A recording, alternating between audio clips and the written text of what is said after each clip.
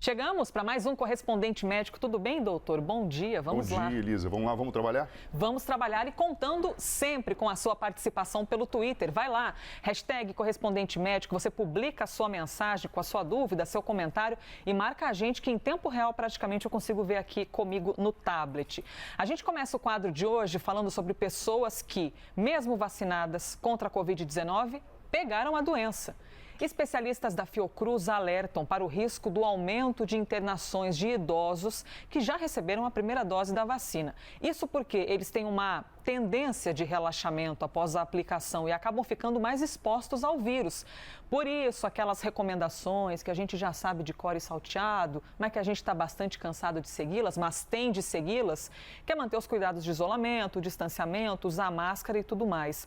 Doutor Fernando Gomes, quando a gente recebe a vacina, eu estou me colocando nesse pacote, mas falta muito para eu recebê-la, mas quando a gente recebe, é como se fosse uma dose de esperança e quase será que eu posso relaxar um pouquinho? Já estou imunizada mesmo?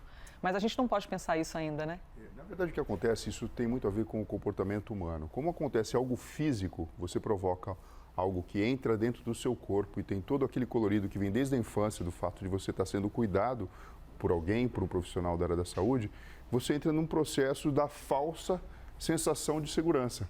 Então você entende o seguinte, bom, já recebi a primeira dose, meu sistema imunológico já está trabalhando, então assim, alguma coisa eu já fiz, alguma coisa muito radical eu já fiz para me proteger. Então isso significa que eu posso ficar um pouquinho menos alerta em relação ao comportamento que a gente vem adotando, de higiene, de distanciamento, de uso de máscara. E é nesse momento em que a gente tem um ponto de fragilidade, porque o sistema imunológico não foi ainda totalmente estimulado. A ciência já provou que, dependendo do imunizante, você precisa de 2 doses, você precisa de um tempo para que você tenha a produção dos anticorpos, a própria imunidade celular esteja funcionando, até que você possa se sentir mais seguro. E mesmo assim, a gente sabe que na época de pandemia é necessário manter os mesmos cuidados de uma forma geral. Doutor, falando sobre esse tempo que o senhor já nos explicou algumas vezes aqui no quadro, entre ter tomado a vacina e até que ponto, até que dia a pessoa tem de esperar para estar de fato imunizada, a gente lembra o caso do Agnaldo Timóteo, né, que morreu no último fim de semana. Ele já tinha tomado a segunda dose da vacina, só que os médicos acreditam que ele pode ter sido contaminado entre essas 2 aplicações. Por isso a importância justamente dessa janela que o senhor nos explica, né? Entre ter recebido de fato a vacina e esperar até o corpo estar imunizado, sem contar que cada corpo reage de uma maneira diferente também. Exato, a gente precisa dar um tempo para o organismo ter o seu sistema imunológico provocado e ao mesmo tempo que ele tenha tempo de ter desenvolvido a resposta biológica desejada. E assim, é lógico, entre as 2 vacinas, bom, é melhor do que nada você ter tomado a primeira dose, claro. Mas não significa que você tenha o seu sistema imunológico já competente. E mesmo assim, a gente sabe, quando a gente olha os números de qualquer vacina já apresentada aqui em termos de eficácia, às vezes a vacina não é capaz de bloquear a pessoa de ter a doença, mas ela consegue reduzir a manifestação clínica da doença. Eu explico melhor. Uma pessoa que talvez não tenha sido vacinada, se ela apresenta o coronavírus, ela pode ter uma manifestação clínica muito pior. A gente precisa lembrar que o Agnaldo Timóteo tinha comorbidades, então ele já entrava dentro de uma situação de risco a mais, né? A vacina não tem uma proteção em nenhum caso, para nenhuma pessoa, de algo que torne você um super-herói. Não é assim que funciona. E principalmente ela tem uma atuação no organismo do indivíduo, conferindo para ele uma imunidade mais fortalecida para combater o coronavírus, mas tem um efeito populacional, que muitas vezes a gente não vê, porque a gente olha para a nossa vida de relação, para o que acontece com o nosso corpo, com as pessoas que a gente conhece, enfim, com os nossos familiares e amigos, mas do ponto de vista populacional, isso tem um grande impacto, porque vai refletir em número de internação, em número de casos graves, em necessidade de terapia intensiva e assim sucessivamente, Elisa. Muito bem explicado pelo doutor Fernando Gomes. Você tem alguma pergunta, alguma dúvida em relação a quanto tempo demora para a pessoa estar imunizada de fato? Por que alguém pode ainda evoluir para um caso grave de Covid-19, mesmo já tendo tomado a vacina? A porta está aberta para sua questão. Hashtag Correspondente Médico. Eu estou com o Twitter aberto aqui, já recebendo todas as questões que chegam. Enquanto isso, enquanto você vai mandando a sua pergunta, eu já quero trazer aqui mais um assunto, doutor, porque há pouco mais de 3 meses dos Jogos Olímpicos de Tóquio, ainda estão mantidos os Jogos, o Japão vive um novo surto de infecções por Covid e boa parte dos pacientes são contaminados por uma nova variante. Olha lá as variantes, mais uma vez aqui, deixando a gente de cabelo em pé. De acordo com a imprensa japonesa, essa cepa é conhecida por reduzir a proteção oferecida justamente pelas vacinas que nós estamos falando. A variante foi encontrada em cerca de 70% dos pacientes com Covid-19 testados em um hospital de Tóquio. Isso diz respeito ao mês de março. Além dessa, as cepas britânica, sul-africana e brasileira foram detectadas em mais de 600 pacientes na última semana em todo o Japão. Doutor Fernando Gomes, a tal da nova cepa ou as tais das novas cepas que continuam sendo um problema, né? É como se a gente conseguisse enfrentar uma etapa, aí vem uma etapa ainda mais pesada que a gente tem de manter a resiliência e enfrentar mesmo assim. E que pode comprometer, por exemplo, o maior evento esportivo do planeta, né? Que é a Olimpíada. Elisa, o que a gente precisa entender de uma vez por todas é que o combate à pandemia é um teste de resistência para toda a humanidade. Então, infelizmente, não existe algo mágico que vá acontecer e no dia seguinte a gente tenha tudo diferente acontecendo. Você pega aqui o exemplo do Japão, a gente sabe que o normal, a gente já tem conversado bastante sobre isso, numa situação em que você tem o vírus replicando em muitos e muitos corpos, de muitas e muitas pessoas, é natural que surjam variantes. E essas variantes são tentativas do próprio vírus, através da mutação, de se manter presente no corpo das pessoas.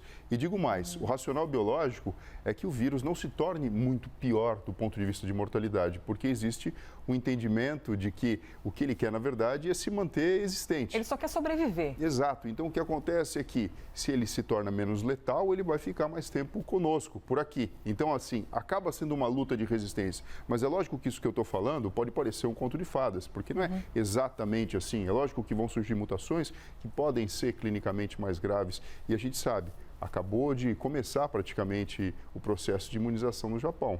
Pois é, eu quero até pegar um gancho nisso que o senhor está falando, porque há pouco mais de 2 meses eles começaram o processo de imunização, foi com o imunizante da Pfizer que foi o primeiro a ser aprovado em todo o planeta, foi no Reino Unido, a gente viu lá para dezembro, mas um tempo depois o Japão começou a fazer esse processo de imunização.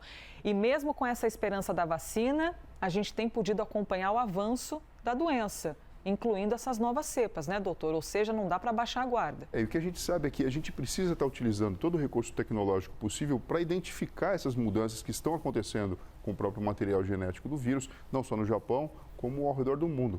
Porque isso faz com que a gente possa associar estratégias, às vezes mudar ou complementar a forma de imunizar as pessoas, para que a gente tenha o progresso contra a própria progressão da pandemia. Doutor, até acabei de lembrar aqui que nós entrevistamos ontem mesmo um representante da Anvisa que esclareceu para a gente que a própria agência fica atenta à questão das novas cepas e acompanhando uma espécie de um pós-venda em cima de medicamentos e de vacinas para ver o quão eficazes esses produtos são em cima dessas variantes. É possível que com o tempo nós vejamos algumas pequenas modificações, inclusive nos próprios imunizantes, na tentativa de conter o avanço dessas mutações que creio que não vão parar. Sim, isso é absolutamente natural. Quando a gente olha na perspectiva do tempo, tudo foi desenvolvido muito rápido do ponto de vista científico.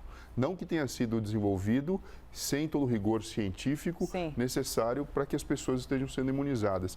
Mas a variável tempo, que é a observação que acontece no decorrer dessa coisa que é o passar dos meses, dos anos, a gente não teve ainda o momento suficiente para sentar e olhar para isso, porque as coisas estão acontecendo.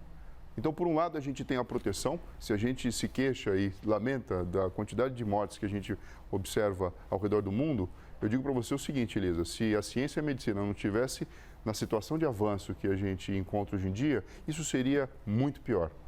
Então, é uma situação desafiadora, mas, por outro lado, a gente está vendo em tempo real o que é a associação de recursos tecnológicos, de comunicação, de tecnologia, de inovação, tanto no desenvolvimento de vacina, como também em toda a questão de logística e distribuição. Doutor, como a gente está falando aqui de Jogos Olímpicos e a gente sabe que é um evento extraordinário, que mistura gente do mundo inteiro, praticando várias modalidades esportivas, tem uma beleza que não tem o que questionar, mas é num momento de pandemia. A própria Coreia do Norte já anunciou, por exemplo, que não vai participar da Olimpíada nesse ano, porque a gente está falando de um local com pessoas aglomeradas, assim como já trouxemos para o quadro a questão das escolas, a questão das igrejas, dos cultos, que também aglomeram pessoas.